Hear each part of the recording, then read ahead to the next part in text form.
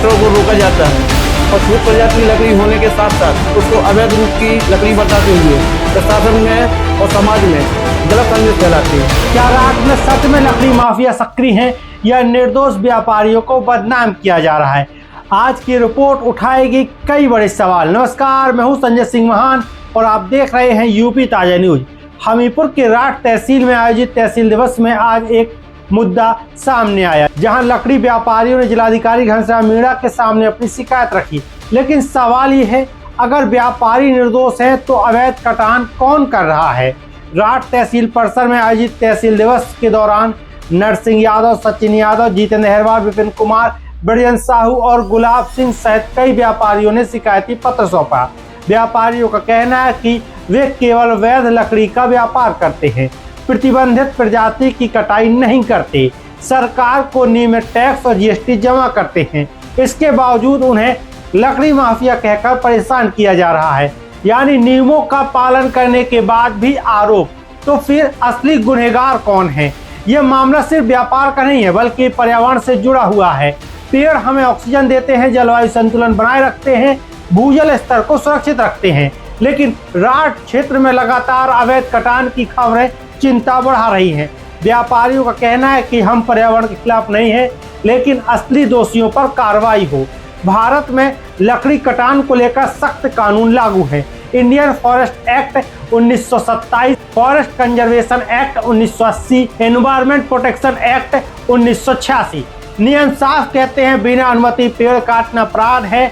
One विभाग से permission जरूरी है। लकड़ी के परिवहन के लिए ट्रांसिट पास अनिवार्य है। इस मामले में एक अहम सुझाव भी सामने आया। हर लकड़ी अड्डे पर नोटिस बोर्ड लगाए जाए, जिसमें वैध और प्रतिबंधित लकड़ी की जानकारी हो, परमिशन प्रक्रिया और जरूरी दस्तावेज लिखे हों। इससे पारदर्शिता बढ़ेगी और अवैध कटान पर रोक लगेगी। अब सबसे बड़ा सवाल है, अगर व्यापारी निर्दोष हैं तो अवैध कटान कौन कर रहा है? क्या प्रशासन की निगरानी कमजोर है या कोई संगठित नेटवर्क सक्रिय है? लेकिन यह मामला सिर्फ व्यापार या आरोप प्रत्यारोप का नहीं है, यह सीधे सीधे हमारे भविष्य और पर्यावरण से जुड़ा हुआ मुद्दा है। राठ और आसपास के क्षेत्रों में अगर अवैध कटान जारी रहा तो इसके गंभीर परिणाम हो सकते हैं। तापमान में लगातार बढ़ोतरी होगी, बारिश के पैटर्न में बदलाव आएगा, भूजल स्तर में तेजी से गिरावट आएगी, किसानों की फसलों पर सीधा असर देखने को मिलेगा, सूखा और जल संकट का खतरा बढ़ेगा। बुंदेलखंड क्षेत्र पहले से ही जल संकट और सूखे की समस्या झेल रहा है। ऐसे में पेड़ों की कटाई इस संकट को और गहरा करती है। पेड़ कम होंगे तो बारिश कम होगी, बारिश कम होगी तो खेती प्रभावित होगी और इसका असर सीधे आम जनता की जिंदगी पर पड़ेगा। यानी ये सिर्फ व्यापारियों या प्रशासन का मामला नहीं है, ये हर आम नागरिक के जीवन से जुड़ा हुआ मुद्दा है। अब सबसे अहम सवाल, अगर अवैध कटान हो रही है तो जिम्मेदार कौन है? क्या वन विभाग की निगरानी पर्याप्त है? क्या स्थानीय स्तर पर कोई संगठित नेटवर्क काम कर रहा है? विशेषज्ञ बताते हैं कि एक परिपक्व पेड़ साल भर में लगभग 100 किलो तक ऑक्सीजन देने में मदद करता है और सैकड़ों लीटर पानी को जमीन में रोककर सहायक होता है। ऐसे में एक एक पेड़ की कटाई सीधे पर्यावरण को नुकसान पहुंचाती है। इस पूरे मामले में अब जरूरत है अवैध कटान पर सख्त निगरानी की, दोषियों पर तुरंत कार्रवाई की और स्थानीय स्तर पर जागरूकता बढ़ाने की। साथ ही हर लकड़ी अड्डे पर पारदर्शिता जरूरी है और प्रशासन को नियमित जांच अभियान चलाना चाहिए, क्योंकि अगर आज पेड़ को नहीं बचाया गया तो आने वाली पीढ़ियों को इसका भारी खामियाजा भुगतना पड़ेगा। तो ये था राठ तहसील दिवस से जुड़ा एक अहम मुद्दा, जहां व्यापारियों की पीड़ा और पर्यावरण की चिंता दोनों सामने आई। अब देखना होगा कि प्रशासन क्या कार्रवाई करता है और अवैध कटान पर कब लगती है रोक। मैं हूं संजय सिंह महान और आप देख रहे थे यूपी ताजा न्यूज। क्या नाम है आपको और आप तहसील दिवस में आए थे, क्या समस्या है? हमारा नाम भरत चौबे है। हम लोग लकड़ी आड़ती व्यापारी है। हमारी नहर बाईपास पर आड़त है, जिसमें हम लोग छूट प्रजाति की लकड़ी खरीदते हैं, जो प्रशासन द्वारा छूट में पाई जाती है।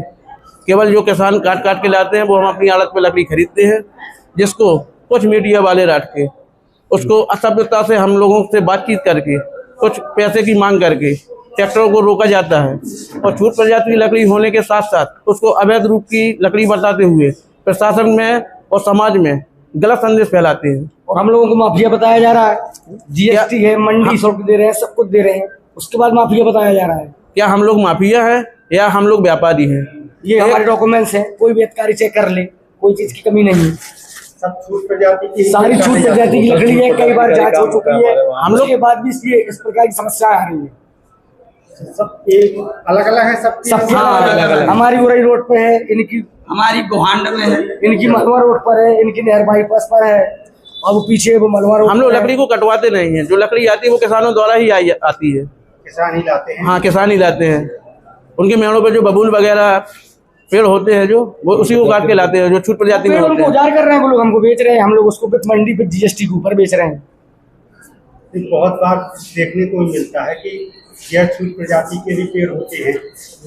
अब जैसे हाँ, जैसे जैसे जो जो कर रहा है तो उसको जिम्मेदार हम थोड़ा है। जैसे जो अनलीगल पेड़ है उस पर हमारे प्रशासन पास कार्रवाई में करता है। वन विभाग जाके आप देखिए कितने जुर्माना हुए हैं उस पर। यहाँ हमारे जाते हैं वन विभाग वाले देखने की। बिल्कुल जाते हैं। जाते हैं।